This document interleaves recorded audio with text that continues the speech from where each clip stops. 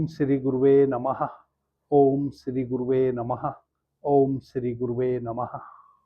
बाबा जी कहो चैनल पर आप सभी मित्रों का आज की चर्चा में मैं स्वागत करता हूं। आदरणीय मित्रों, जैसा कि आप जानते हैं, हम इस चैनल पर भगवान शिव के द्वारा बताए हुए शिव सर्वोदय विज्ञान पर चर्चा कर रहे हैं। स्वर योग नाम से हमने एक प्ले लिस्ट बनाई है, उसमें अभी तक 112 चर्चा हम स्वर विज्ञान पर कर चुके, वह सभी चर्चाएं उपलब्ध हैं और क्रम वाइज उपलब्ध हैं। जिन भाई बहनों को स्वर विज्ञान में अतिशय रुचि है वह उन सभी चर्चाओं को बारी बारी से सुन सकते हैं। आदरणीय मित्रों, जैसा कि मैंने पिछली चर्चा में भी कहा था, अब हम एडवांस स्वर विज्ञान की चर्चा कर रहे हैं। आज 8वां सूत्र एडवांस स्वर विज्ञान की चर्चा से संबंधित है। एडवांस स्वर विज्ञान के एक बहुत महत्वपूर्ण सूत्र पर हम चर्चा करने जा रहे हैं। वह सूत्र है 93 नंबर सूत्र, जो भगवान शिव ने माता पार्वती को शिव सर्वोदय विज्ञान नामक महान ग्रंथ में कहा है। आदरणीय मित्रों, बड़ा व्यापक अर्थ है उस सूत्र का। यदि आपका कोई प्रतिवादी है, जो कि होता ही है, आप अपने जीवन को चाहे जहां बसर कर रहे हों, आपका कोई ना कोई प्रतिवादी जिस क्षेत्र में भी आप कार्य करते हैं जरूर होगा। यहां तक कि यदि आप किसान हैं और आप कृषि के कार्यों को सुचारू रूप से करना जानते हैं, सुचारू रूप से करना जानते हैं, इसका मतलब यह है कि आप नए नए अन्वेषण करके अच्छी लाभकारी फसल उगाना जानते हैं। एक परिपाटी वाले किसान नहीं हैं, हमेशा कुछ नया अन्वेषण करते रहते हैं, तो आपसे प्रतिस्पर्धा कोई ना कोई कर लेगा, आपका कोई प्रतिवादी खड़ा हो जाएगा। जीवन के जितने भी संसाधन हमारे जीविका के हैं, चाहे आप नौकरी कर रहे हैं, बिजनेस कर रहे हैं, दुकान कर रहे हैं, और जिस भांति से भी आप अपनी जीविका का संसाधन कर रहे हैं, उद्योग कर रहे हैं, आपको प्रतिवादी मिल जाएगा। आप यदि कुछ भी नहीं कर रहे हैं, बिल्कुल शांत अवस्था में कहीं झोपड़ी बना के रह रहे हैं जंगल में, वहां भी कोई ना कोई आके आपका प्रतिवादी बन जाएगा। कहने का अभिप्राय यह है कि जब तक आप जीवित हैं तो कहीं तो जीवित रहेंगे, कहीं तो श्वास लेंगे, कहीं तो ठहरेंगे, कहीं तो रुकेंगे। जहां भी ठहरेंगे, रुकेंगे, श्वास लेंगे, आपका प्रतिवादी कोई ना कोई बन जाएगा। यह प्रतिवादी हमारे लिए अधिकतर तो शुभ ही होता है, अशुभ तो कम ही होता है। अशुभ कब होता है? जब हम प्रतिवादी को पहचाने ना, और उसके साथ हमें किस प्रकार से व्यवहार करना है, किस प्रकार से निपटना है, वह सूत्र हमें ना पता हो, तब वह हमारे लिए हमेशा घातक सिद्ध होता है। यदि हमें प्रतिवादी से निपटना आता है और हमें यह पता है कि कौन हमारा प्रतिवादी है, तब वह हमारे लिए एक प्रकार से हमारे गुरु के माफिक सहयोगी बन जाता है। क्योंकि जो भी हमारा प्रतिवादी है वह हमारी वीकनेस हमेशा खोजता रहता है, और वीकनेस खोज खोज के वह हमें चिढ़ाता है, किसी दूसरे व्यक्ति के माध्यम से या स्वयं ही सम्मुख आके, या अपनी किसी कार्यशैली के माध्यम से, अपनी किसी कार्यकारिणी के माध्यम से वह हमें चिढ़ाता है। तो जो वीकनेस उसने हमारी खोज ली है, इसका मतलब वह वीकनेस हम में थी और हम नहीं खोज पाए थे, उसने खोज दी। भले उसने हमें नीचा दिखाने के लिए वह आयोजन प्रयोजन किया हो, परंतु एक तो उसने हम पे अनुकंपा कर ही दी कि उसने हमारी वीकनेस बता दी। हालांकि वह कोई हमारा शुभ चाहता हो इस कारण से बता रहा है, वैसा नहीं चाहता, तो वह हमारा अशुभ ही है, परंतु उस अशुभ चाहने में ही हमारा शुभ हो जाता है जब हम जान जाते हैं कि यह हमारा निंदक है, यह हमारा प्रतिवादी है, प्रतिवाद करने वाला है, वाद विवाद हमसे करने वाला है, विवाद हमारे साथ करने वाला है, तब हम उससे सतर्क हो जाते हैं।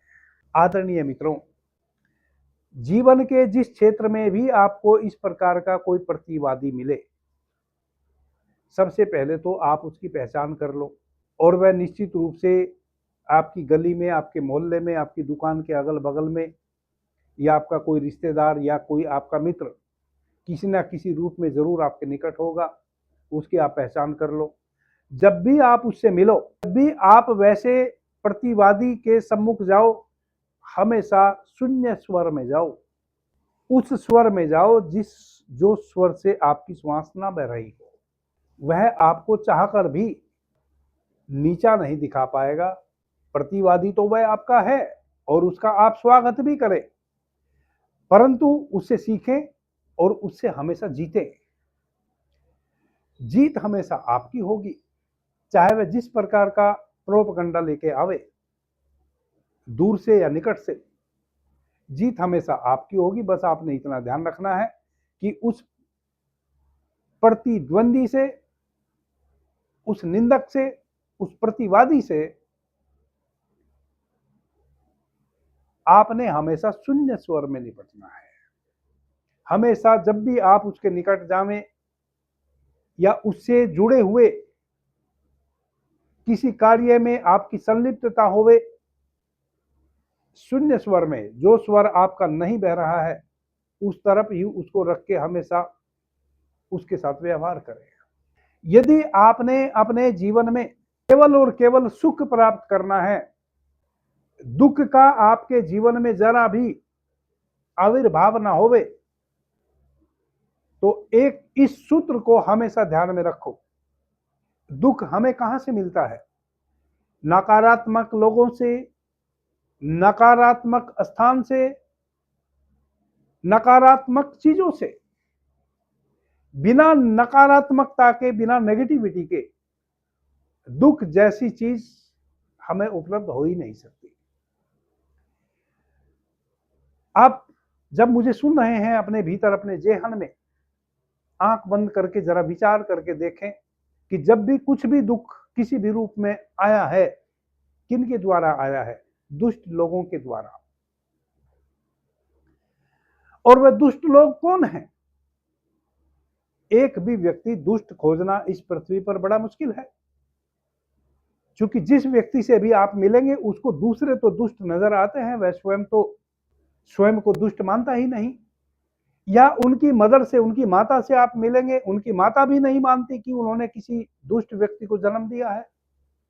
प्रत्येक माता अपने पुत्र या पुत्री को लाल बताती है।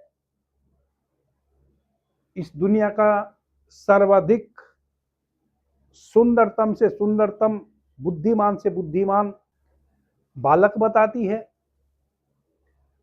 इस कारण से दुष्ट व्यक्ति तो खोजना बड़ा मुश्किल है, कहीं भी आप जावे ना मिलेगा।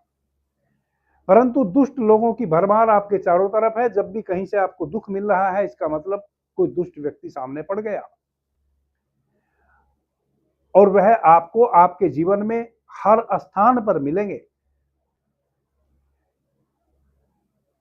अब दुख आप चाहते नहीं, कोई भी नहीं चाहता कि जीवन में किसी भी प्रकार का दुख होवे। तो जहां भी आपको वैसा लगे कि कोई दुष्ट व्यक्ति, यानी कि कोई दुख देने के लिए आतुर है, दुख देने ही वाला है, वह हमारा रिश्तेदार हो सकता है, वह हमारा स्वयं का भाई हो सकता है, हमारी बहन हो सकती है, या कोई और निकटवर्ती हमारा मित्र हो सकता है, रिश्तेदार हो सकता है, पड़ोसी हो सकता है। जिन लोगों के साथ हम व्यवहार करते हैं, बिजनेस करते हैं, नौकरी करते हैं, उनमें से कोई हो सकता है एक बार यदि किसी ने आपको कष्ट दिया तो आप समझ गए कि इस व्यक्ति से कष्ट आना है। जरा समझने का प्रयास करें। कई बार हमारा भाई, हमारी बहन या परिवार का बाकी कोई और सदस्य हमारे जीवन में ऐसे दुख के बीज बो देता है जिसको आप जीवन पर्यंत काटने का प्रयास करें नहीं कट पाते, और उस दुख में ही फिर आपका जीवन लीला समाप्त हो जाती है, पूरा आयु बीत जाती है उस दुख को भोगते भोगते, काटते काटते। और वह आपको पता है कि परिवार में कौन वैसा सदस्य है, वह आपको कोई वैसा सुझाव दे देगा जिसको आप मानने पे उस समय मजबूर हो जाएं। आपको पहले से ही पता होता है कि परिवार का कौन व्यक्ति आपको किस प्रकार का सुझाव देने वाला है। यदि आप कोई कार्य शुरू करने जा रहे हैं या कुछ भी जीवन में नया कुछ करने जा रहे हैं, कोई एक व्यक्ति आपके परिवार में जरूर वैसा है जिसका सुझाव जब भी आपने माना है नुकसान हुआ है, और वह आज फिर आपको सुझाव देगा। वही इस समय आपके लिए दुष्ट प्रवृत्ति का व्यक्ति हो गया, यदि उसके सुझाव के कारण आप किसी संकट में पड़ गए। अब मजबूरी है कि परिवार का सदस्य है, हो सकता है आपकी अपनी पत्नी हो या हो सकता है आपका अपना पति हो, उसकी अवमानना भी नहीं कर सकते, या हमारे माता पिता भी हो सकते हैं।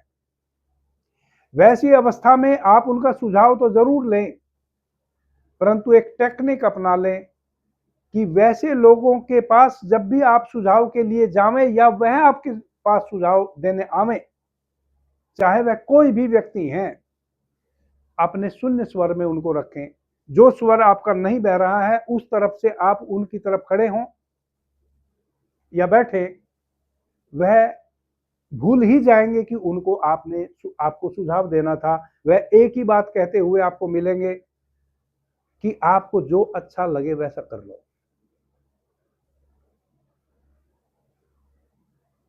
बुरा भी ना लगा, किसी की अवमानना भी आपने ना की, और उनके द्वारा जो निकृष्ट विचार आपको दिया जा सकता था उससे भी आप बच गए, यानी कि संकट से भी बच गए। इसी प्रकार से यदि आपने अपने जीवन में ऐसे स्थान पर यात्रा करनी है जहां आपका यात्रा करना अनिवार्य हो, आपको जाना ही पड़े, यात्रा करनी ही पड़े, और पहले से ही आपको यह भी ज्ञात हो कि वहां जाके संकटों को ही इनवाइट करके लाऊंगा, क्योंकि वहां जिन लोगों से आप मिलेंगे वहां से केवल और केवल नाना प्रकार के अलग अलग रूपों में संकट ही बटोर के आप लाने वाले हैं। वैसे स्थान पर यात्रा करने से पहले ही सतर्क हो जाएं, अपने शून्य स्वर में यात्रा शुरू करें। जो स्वर आपका नहीं बह रहा है उस पैर को आगे बढ़ाएं और यात्रा पर निकल जाएं। जब यात्रा पर पहुंच जाएं, मंजिल पर पहुंच जाएं, तब अपने शून्य स्वर को ही ध्यान में रखते हुए व्यवहार करें।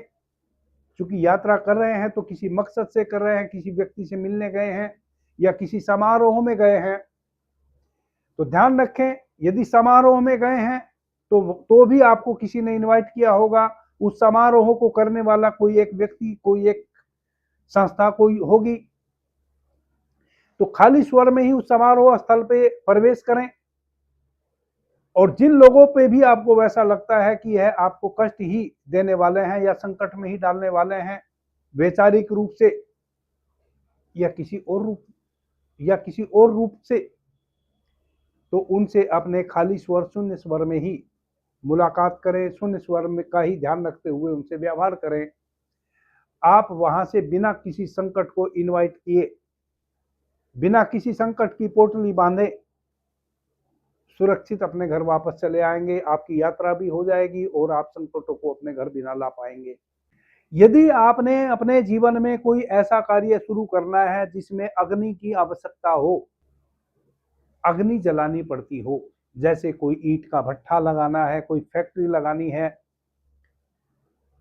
जिसमें ईंधन की आवश्यकता होती हो, वैसा कोई भी कार्य करने से पहले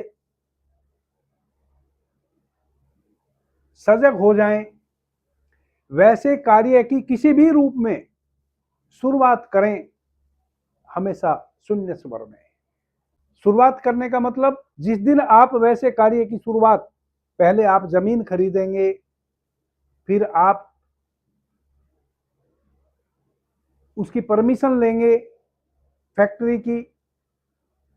ध्यान रहे, जिस फैक्ट्री में आपको अग्नि प्रज्वलित करनी पड़े, मैं उसकी बात कर रहा हूं। जैसे ईंट का भट्टा और बहुत सारे वैसे उद्योग हैं जिनमें ऊपर चिमनी बनानी पड़ती है और अग्नि जलानी पड़ती है। जितनी भी परमिशंस हैं उस फैक्ट्री को लगाने के लिए कहीं से भी लेनी पड़ती हैं। उसका रजिस्ट्रेशन कराना है, उसके लिए जमीन परचेज करनी है, उसका निर्माण करना है। सभी कार्य हमेशा शून्य स्वर में शुरू करें। आपको हमेशा वह लाभ प्रदान करने वाली होगी। कभी भी उस फैक्ट्री से आपको नुकसान होने वाला नहीं है। यदि आप वैसे व्यक्ति हैं जो दूसरे की आजीविका पर ही निर्भर हो, ऐसे पैरासाइट लोग भी होते हैं जो खुद कभी कुछ नहीं कमाएंगे, कोई उद्योग नहीं करेंगे, वैसे व्यक्ति को जीवन पर्यंत खोजते रहते हैं जिसके सहारे उनका जीवन यापन हो जाए। उनको कहते हैं पैरासाइट, जो दूसरे का खून पीकर ही जीवित रहते हों। वह विवाह भी करेंगे तो ऐसी युवती से करेंगे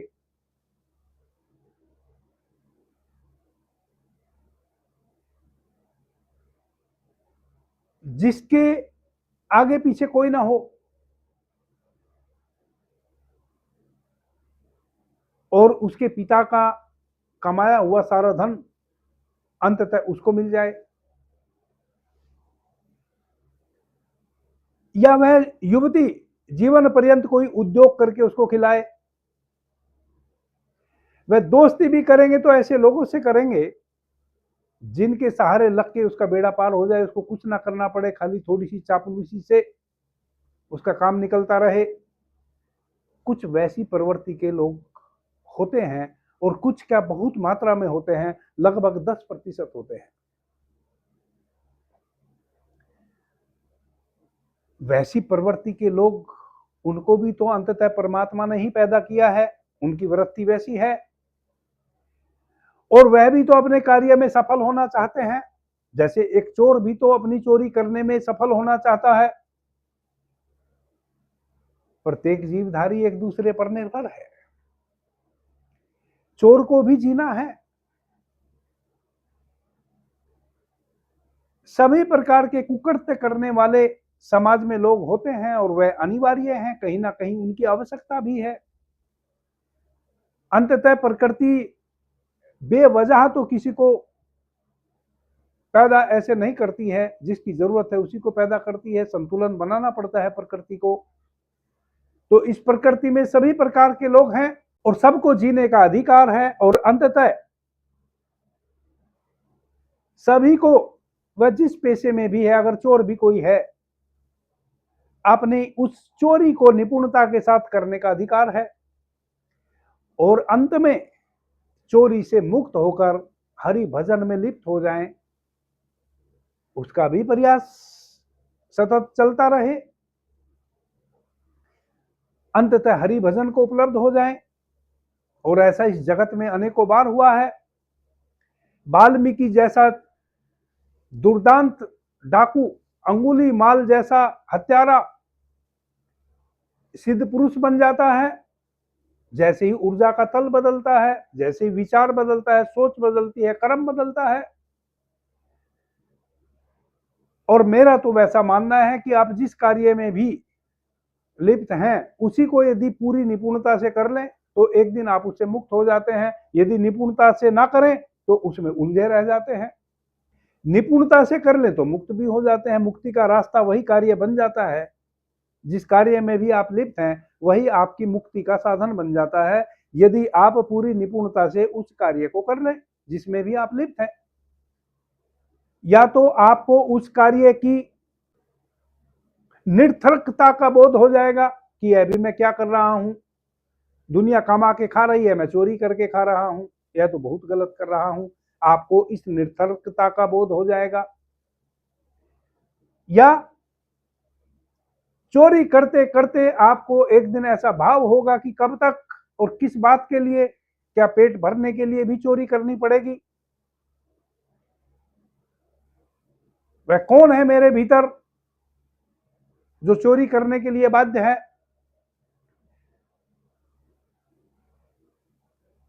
निरर्थकता का उस प्रकार से बोध हो जाएगा और सार्थकता की ओर कदम उठ जाएंगे।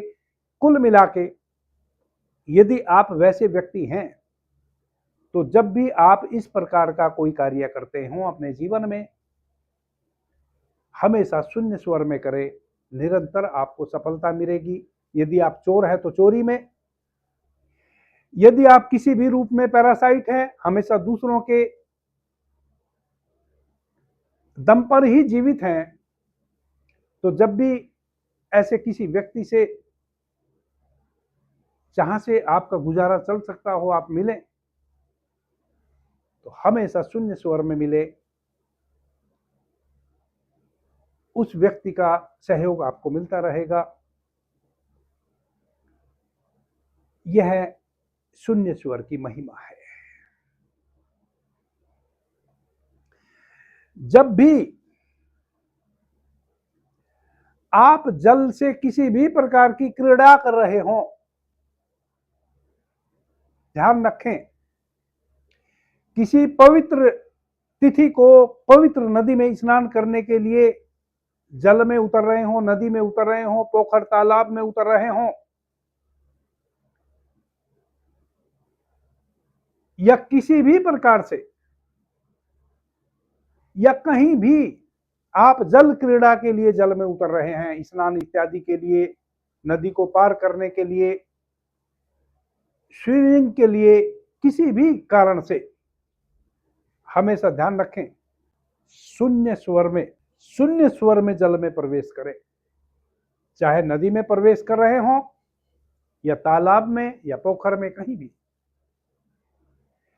कभी भी जल के कारण आपको क्षति नहीं होगी। हमेशा शून्य स्वर में, पवित्र नदी में स्नान करने का पुण्य भी आपको तभी मिलेगा जब आप शून्य स्वर में, बिल्कुल खाली स्वर में नदी में प्रवेश करेंगे।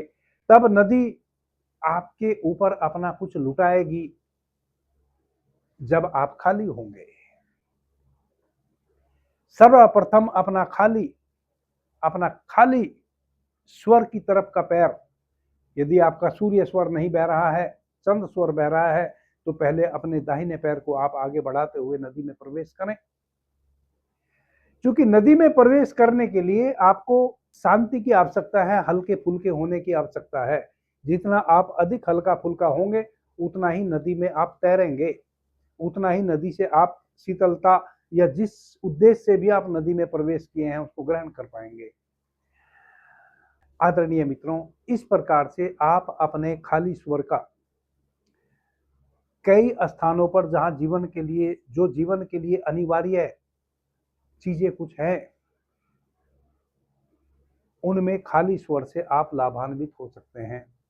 जैसे भरे स्वर के अपने कुछ अतिरिक्त लाभ हैं, वैसे ही खाली शून्य स्वर के भी बहुत अधिक लाभ है।